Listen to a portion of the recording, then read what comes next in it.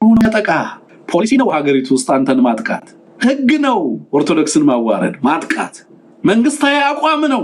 ቤተክርስቲያኗ ነች ያልተገነዘበችው፣ እነሱ ያውቋታል፣ እሷ አታውቃቸው።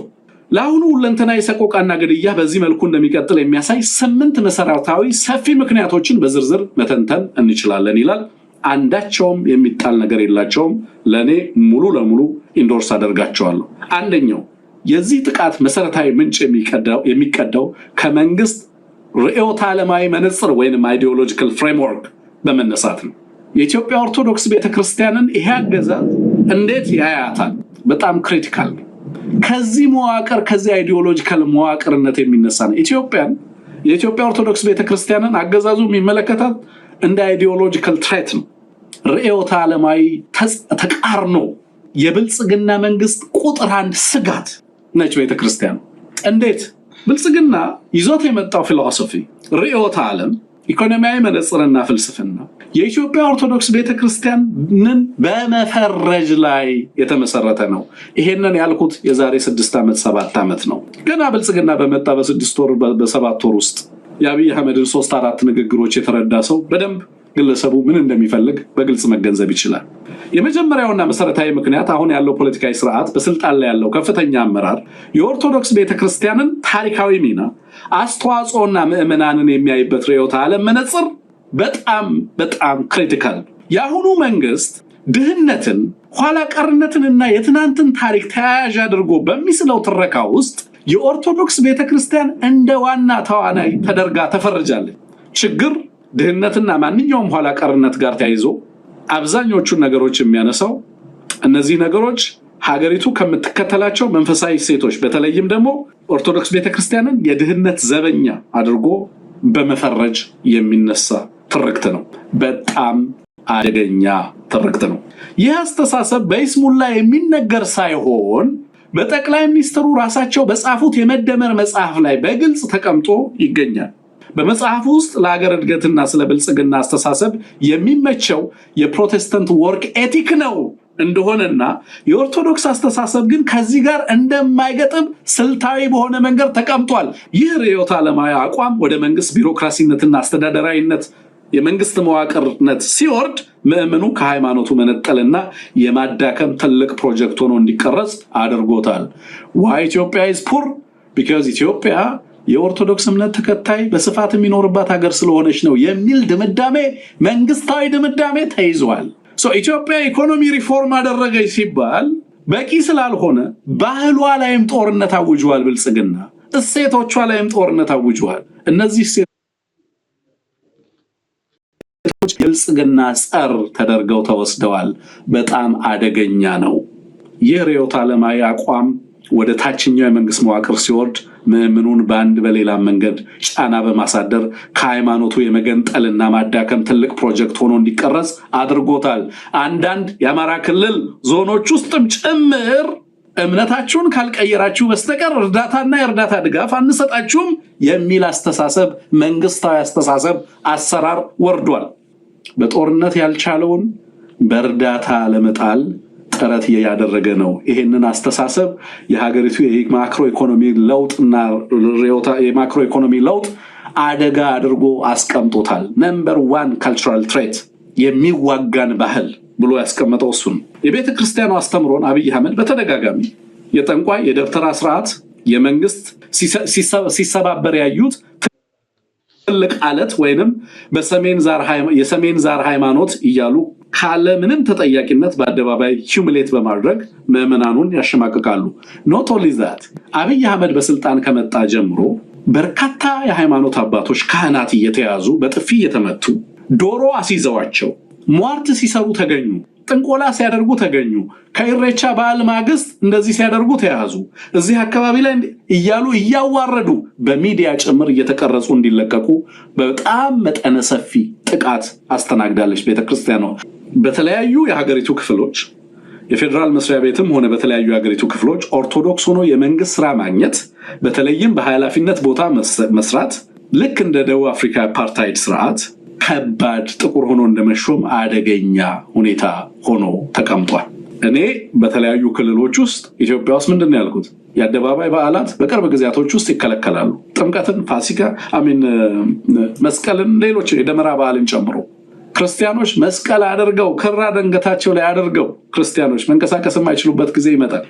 አብይ አህመድ ይህንን አቋማቸውን በአደባባይ ለመናገር አፍረው አያውቁም ይላል ጸሐፊው። ብዙ መድረኮች ላይ በረሃብ ሆዳቸው ባዶ ሆኖ የሚያድሩ ምስኪን ኢትዮጵያውያንን ሳይቀር አይናችሁ የታወረ የምናደርገውን ታምራዊ የኢትዮጵያ ብልጽግና ማየት የተሳናችሁ እያሉ በይፋ ህዝቡን ይከሳሉ። በአካባቢያችሁ ያለውን ሰላም ማስከበር የኔ ኃላፊነት አይደለም፣ እኔ በአካባቢ 4 ኪሎ ማለታቸው ነው ከጎረቤቶቼ ጋር በሰላም ነው የምኖረው በማለት በሚሊዮኖች ኢትዮጵያውያን በሚቆጠሩ ህዝቦች ስቃይና ሰቆቃ ላይ ያላግጣሉ። ይህ ማለት በሚሊዮን የሚቆጠሩ ንጹሃን ኦርቶዶክሳውያንና ሌሎች ዜጎች ቢያልቁም በመንግስት ዘንድ አንዳችም ማዘኔታ፣ ጭንቀት ወይም ጸጸት አይፈጥርም። እሰ ፖሊሲ ትሬት ነህ፣ ለብልጽግና አደጋ ነህ፣ ለሀገሪቱ ፖሊሲ አደጋ ነህ ተብለህ ተፈርጀሃል። ከዛ መሰረት የሚቀዳ መንግስታዊ መዋቅር ነው የተዘረጋው። ስለዚህ you don't fit in እኛን አትመስሉም እያለ ነው።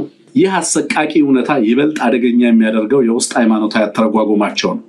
ሌላው ተጠያቂነት አለመኖርና የመጠቀም የሚደረግ ለምሳሌ ሲስተማቲክ ኢምፒዩኒቲ እና ኮኦፕትድ ከቨር አፕ ተጠያቂነት የለም።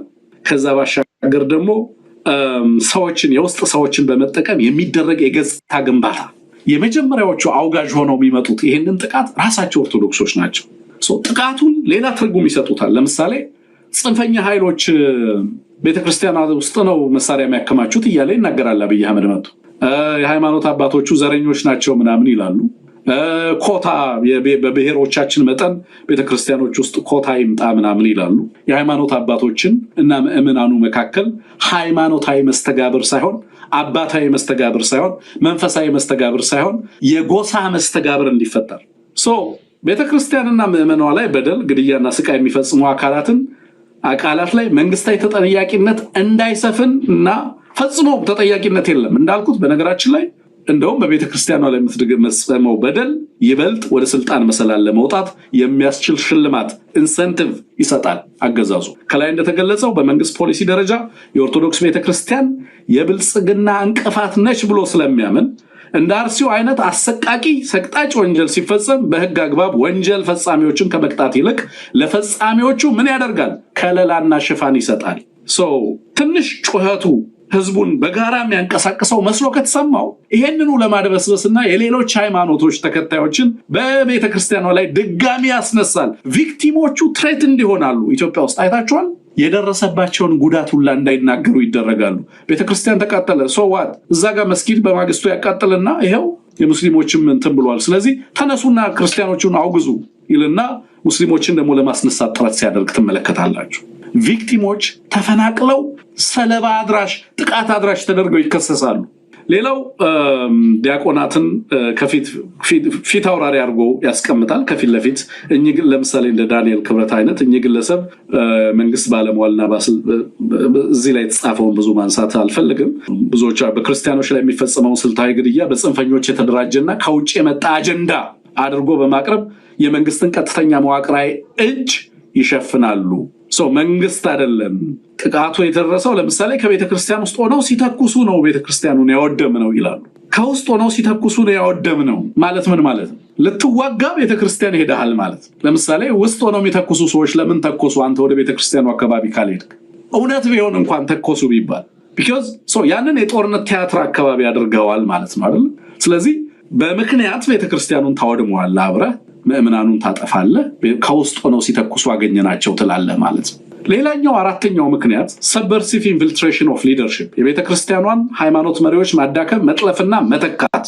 አሁን ባላት መዋቅር ለብዙ ሺህ ዓመታት የዘለቀችው የኢትዮጵያ ኦርቶዶክስ ቤተክርስቲያን ታሪካዊቷና ጥንታዊቷ አሁን የገጠማትን አደጋ ለመረዳት ለመተንተንና ለመቀየር ለመታገል የሚያስችል ከአደጋው አንጻር የተቃኘ ድርጅታዊ መዋቅር የላትም። ለመንፈሳዊ አገልግሎት የተደራጀ አደረጃጀት ነው የነበራት ፒውርሊ። ምክንያቱም ጥበቃዋን በተመለከተ ኃላፊነቱን ለስቴት ሰጥታለች።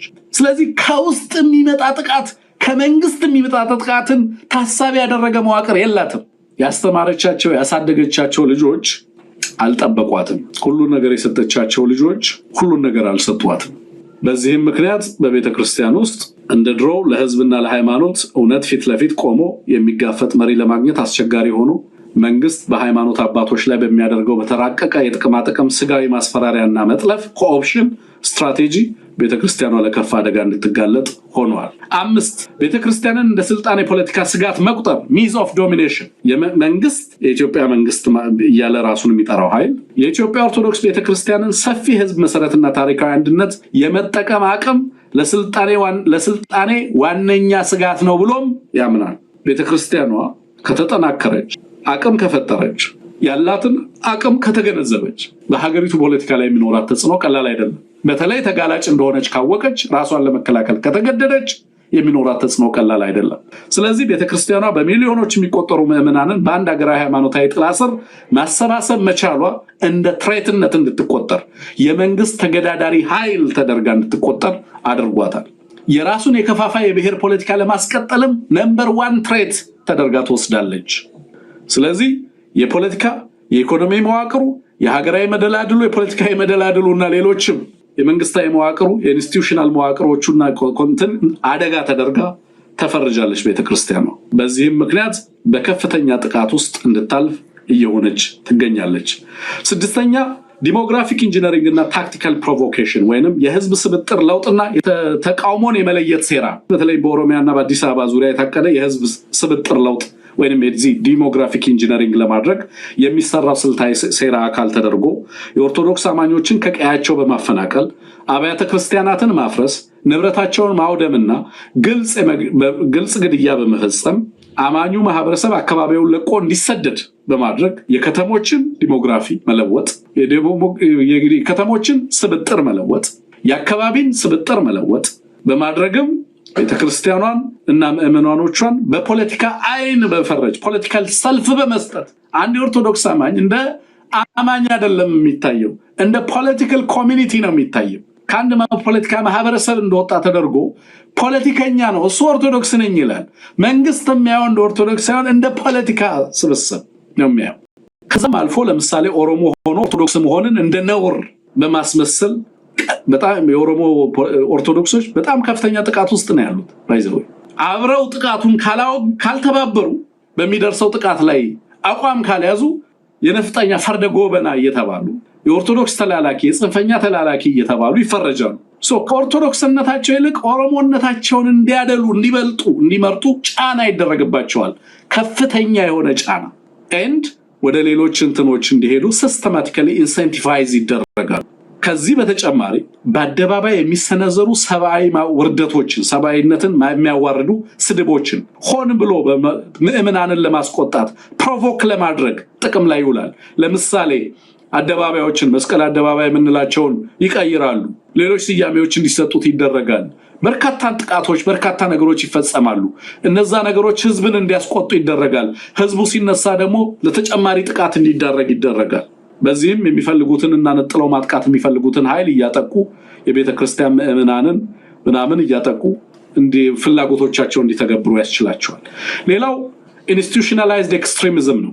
ቤተክርስቲያኗ ሰለባ የሆነችበት ምክንያት በሀገሪቱ ውስጥ የህግ የበላይነት መፍረስና የጽንፈኛ ኃይሎች መስፋፋት ከመንግስት ጋር መወራረስ። አሁን ቤተክርስቲያኗ ከመንግስት ጋር ዲል እንደምታደርግ ነው የምታስበው፣ ኔጎሽየት እንደምታደርግ ነው የምታስበው። መንግስት አይደለም ግን ያለው አክቹሊ የመንግስት መዋቅርን ካፕቸር ያደረገ የጥፋት ቡድን ነው። አንድ ቡድን ብቻ አይደለም፣ በርካታ ፍላጎቶች አሉት። በሀገሪቱ ውስጥ የህግ የበላይነት ሙሉ በሙሉ መክሰሙንና በየክልሉ ያሉ ጽንፈኛ መዋቅሮችን ከመንግስታዊ ጸጥታ አካላት ጋር ያላቸውን ጥብቅ ቁርኝነት በመጠቀም በአርሲም ሆነ በሌሎች አካባቢ የሚፈጸሙ ማንነትን መሰረት ያደረጉ ጥቃቶች፣ ግድያዎችና መፈናቀሎች በአንድ ላይ በድንገት የሚከሰቱ ሳይሆን በየክልሉ ያሉ ኃይሎችን የመንግስታዊ መዋቅር ጋር በማቀራኘት ጥብቅና በተቀናጀ ሁኔታ የሚፈጸሙ ናቸው።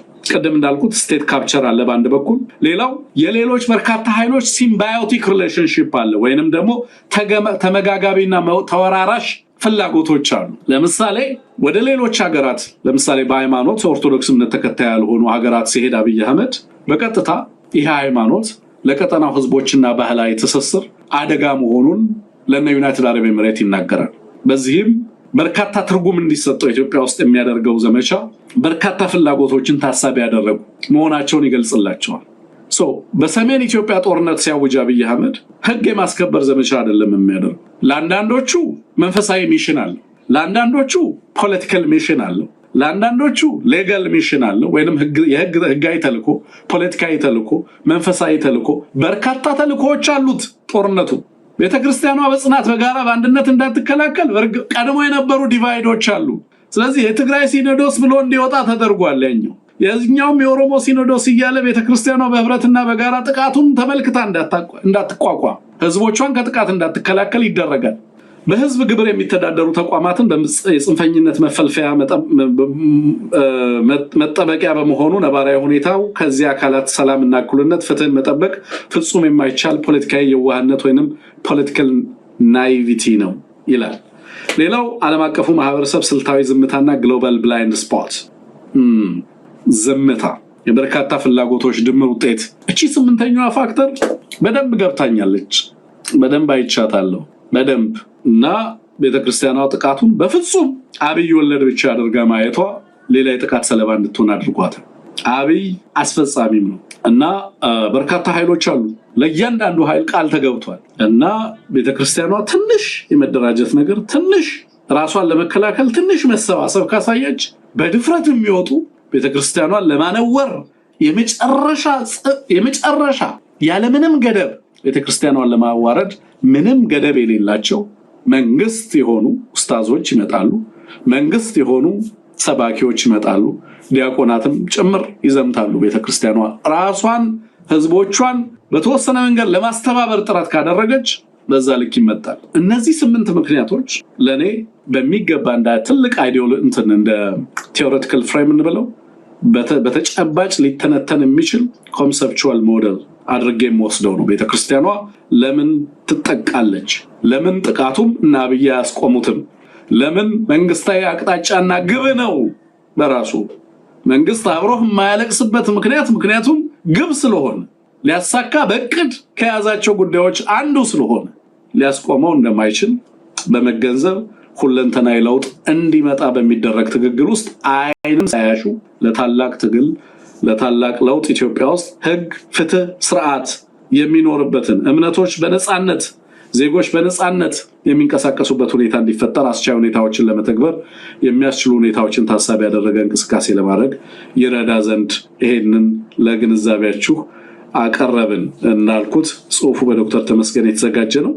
ለጽሁፉ ስላዘጋጁና ስላጋሩን እንደዚሁ ከልብ ነው የምናመሰግነው እና በዚህ መንገድ እንዲቀርብ ለማድረግ ጥረት አድርጌያለሁ ነበር። ግን አለው መልካም ምሽት ይሁንላችሁ። ጤና ይስጥ።